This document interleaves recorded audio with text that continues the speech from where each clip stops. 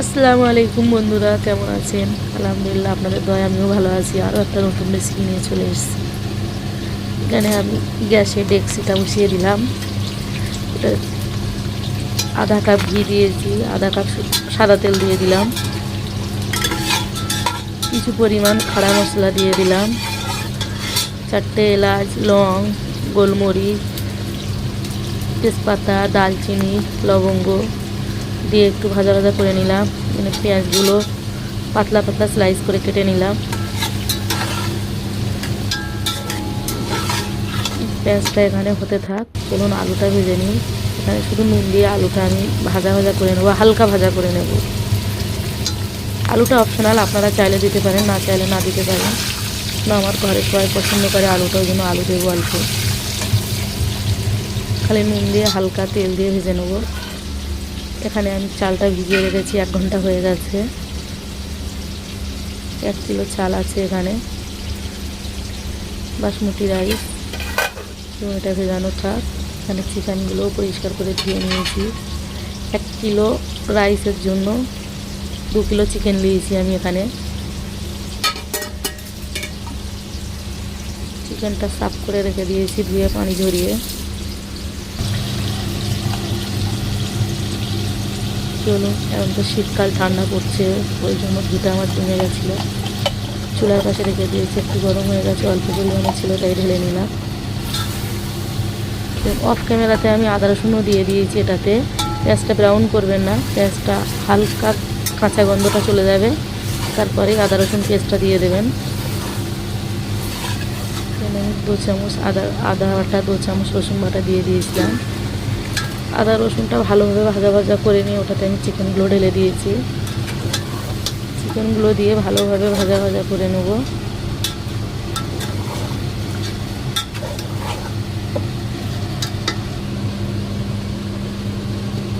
দেখুন, আমার চিকেনের পানিটা শুকিয়ে এসছে।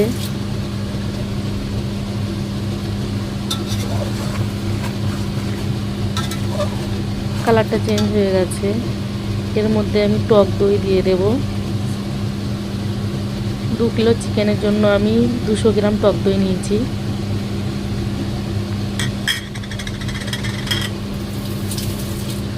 ভালোভাবে মিক্স করে নিতে হবে।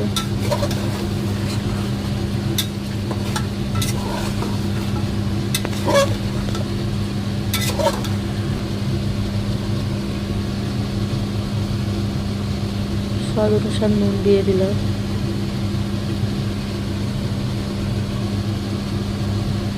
এখন আমি অল্প পরিমাণে দিলাম, বাকিটা পরে দেব।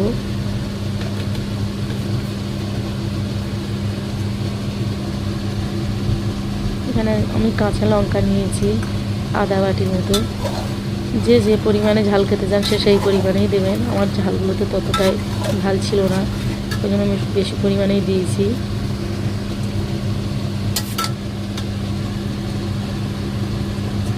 অল্প পরিমাণে আমি পুদিনা পাতা নিয়েছি, কুচি কুচি করে নিয়েছি, আর ধনিয়া পাতা নিয়েছি, এগুলোও দিয়ে দেব। আর বন্ধুরা, একটু ম্যানেজ করে নেবেন প্লিজ, আমার কেন প্রচণ্ড সর্দি হয়েছে, ওই জন্য কথা বলতে একটু আটকাচ্ছে। চলুন, এটা ভালোভাবে মিশিয়ে নেব, মিক্স করে নেব।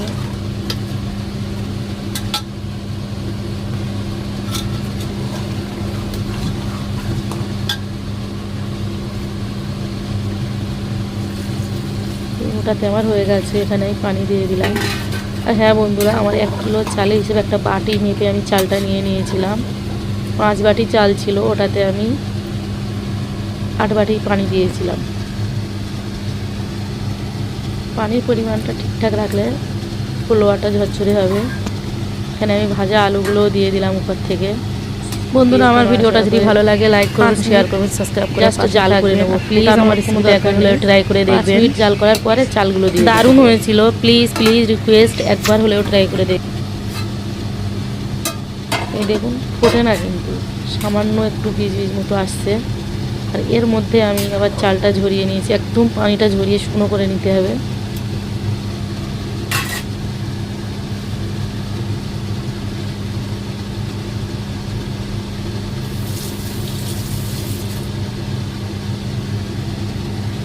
এই এই পর্যায়ে চালটা দেওয়ার আগে নুনটা অবশ্যই টেস্ট করে দেখবেন আপনারা। আমার নুনটা কম ছিল, সেই পরিমাণে আমি নুনটা ফের দিয়ে দিলাম।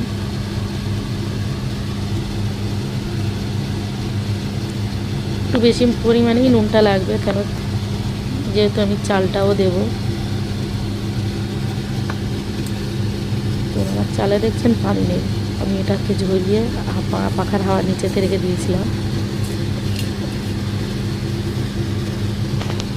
চালটা দিয়ে ভালোভাবে নাড়াচাড়া করে নিতে হবে। করে এখানে আমি বন্ধুরা অফ ক্যামেরাতে ফ্রেশ ক্রিম দিয়েছি 1 বাটি।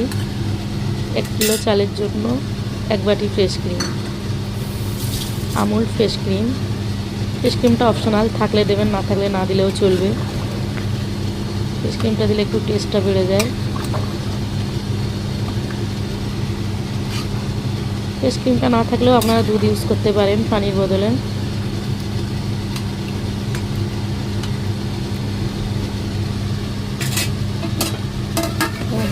অফ করে দিয়েছি। দেখুন এখানে আমি 2টো মিডিয়াম সাইজের টমেটো একদম পাতলা পাতলা স্লাইস করে কেটে নিয়েছি। এর মধ্যে এটাতে দিয়ে ভালোভাবে মিক্স করে নেব।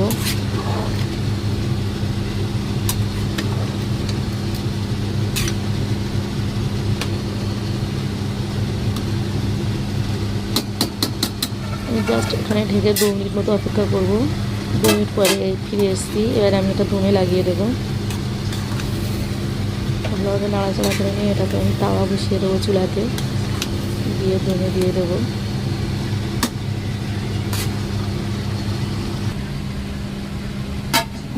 এটাতে আমি এখন দম লাগাবো।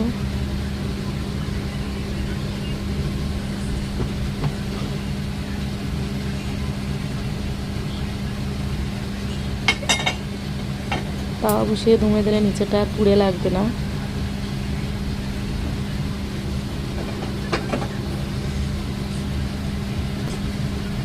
এর উপরে আমি ওজন একটা কিছু দিয়ে দেব।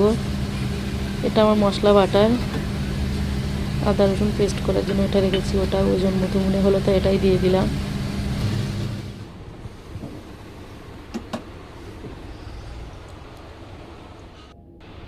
দম হয়ে গেছে। এখানে আমি 15 মিনিট মতো দম দিয়েছি।